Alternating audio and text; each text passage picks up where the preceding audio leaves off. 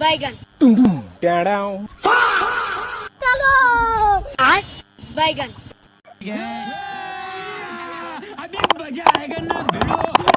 भैया रुकिए रुकिए रुकिए रुकिए। भैया टोनी दोनों कहाँ जा रहे हो? हमने दोनों भैया काम करने जा रहे हैं। बात तो सही है। अच्छा काम करने के लिए जा रहे हैं। एक दिन के कितना मजदूरी लेते हो? हमने एक दिन के भैया 400 रुपया लेते हैं। भैया अगर हम काम देंगे तो आप लोग करिएगा? हाँ भैया करेंगे। अच्छा बताइए कहाँ करना है? भैया 3 टाइम आप लोग के खाना दूंगा, कुछ मजदूरी कम नहीं कर दीजिएगा?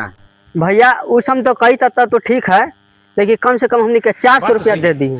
भैया आप लोग तनी ज्यादा नहीं बोल रहे हैं।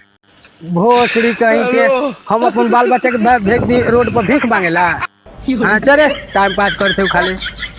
अरे बाप रे मैं तारी को भाई